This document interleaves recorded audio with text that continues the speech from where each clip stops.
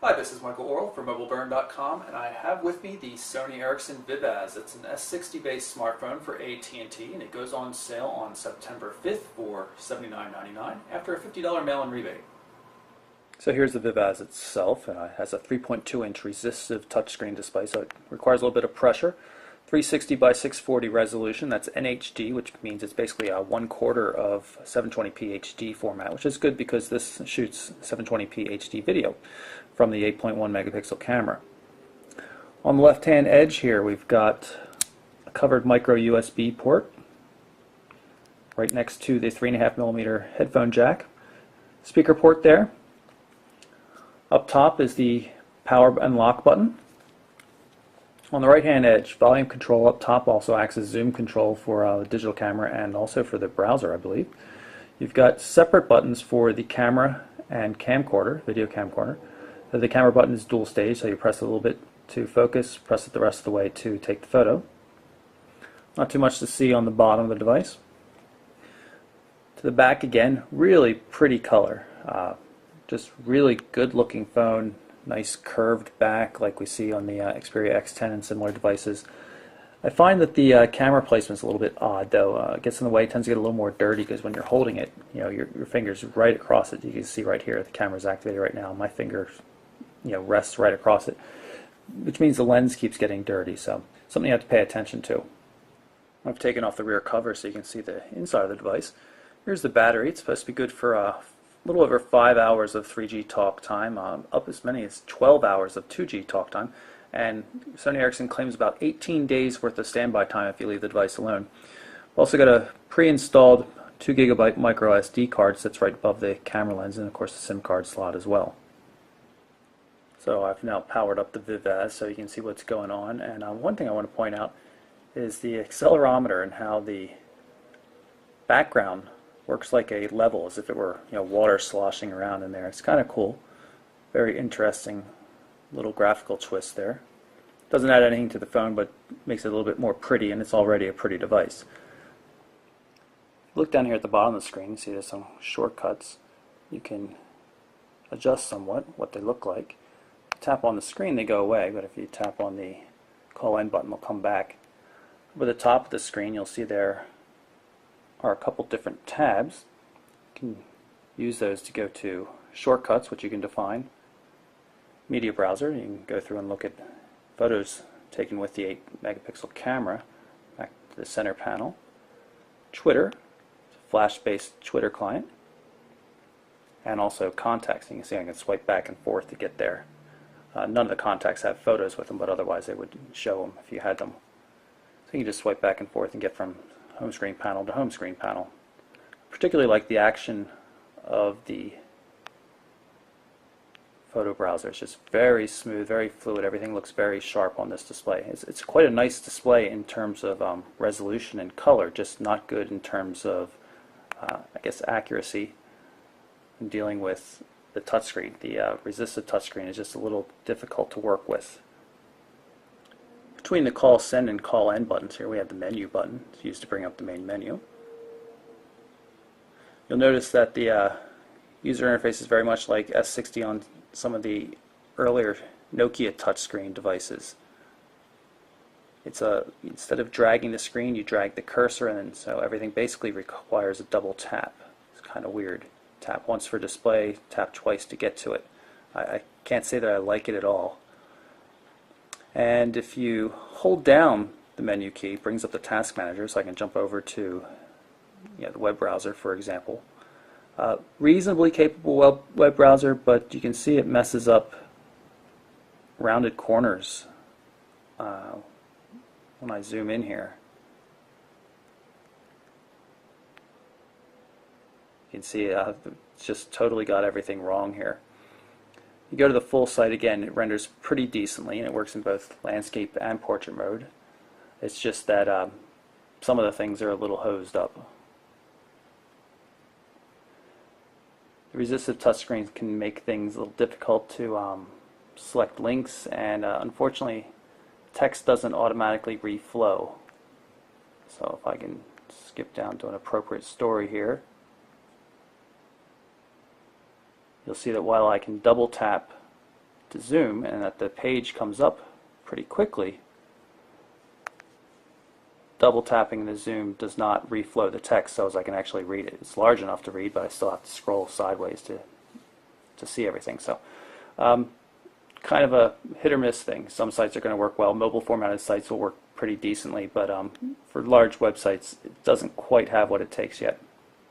Another thing to show you in the task manager is that if you bring it up and if you long press on one of the icons there, you're given the option of not just opening, which happens if you tap on it, but you can also kill the application. We're in the Shortcuts tab of the home screen just so I can pull up Instant Messaging Client.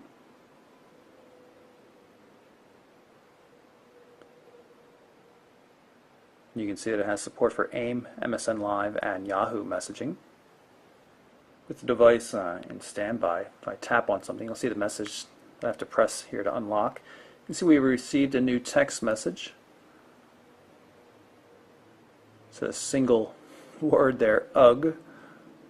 But if I go back and jump into full messages here, if I can figure this out, there we go, in conversations, you can actually see a threaded view of everything. Again, you can see the weird scrolling here. Just totally counterintuitive. Makes more sense if you grab the bar, but you've got that entire screen, yet it just doesn't work like you would expect it to. In terms of text input options,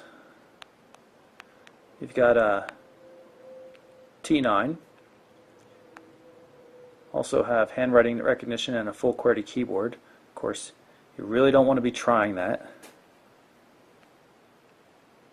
That's really difficult to do on a keyboard that small. As you can see, I'm having some problems there. Works better if you go into landscape mode though. Slight haptic feedback when you press the keys.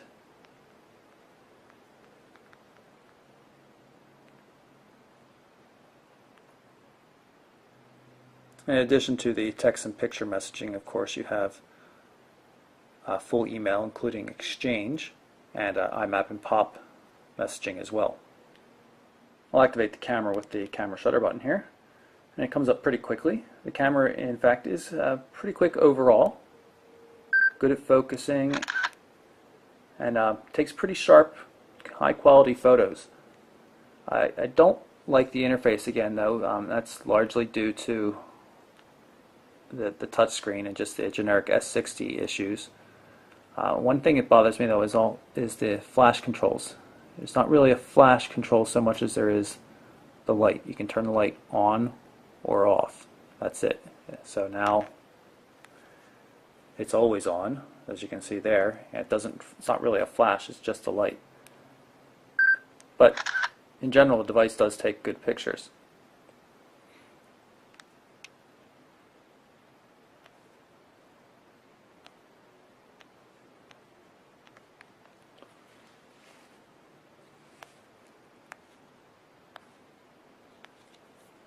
Doesn't seem to be using the accelerometer properly though. Easier to look at them again from that home screen tab. You can see everything looks quite nice.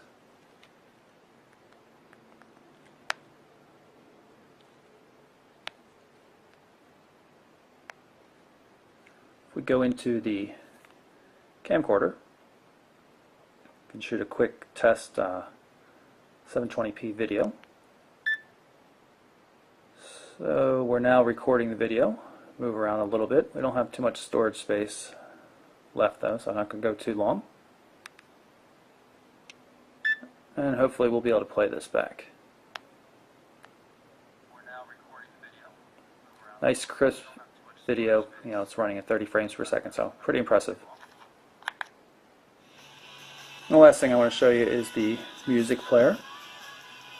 See, obviously it supports album art. Very typical looking of a Sony Ericsson media player. Sort by, album, track name, all that kind of stuff. Now, of course, This system scrolls like you would expect. You know, you grab the screen and it scrolls, so it's the opposite of the rest of the phone. Again, it's just one of the big problems with S60.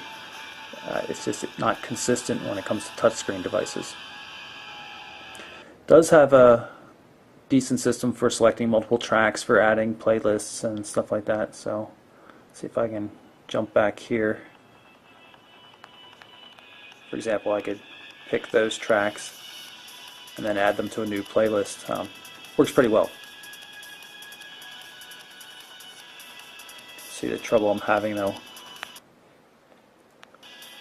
Can play while in the background, of course. You can see the controls on the home screen.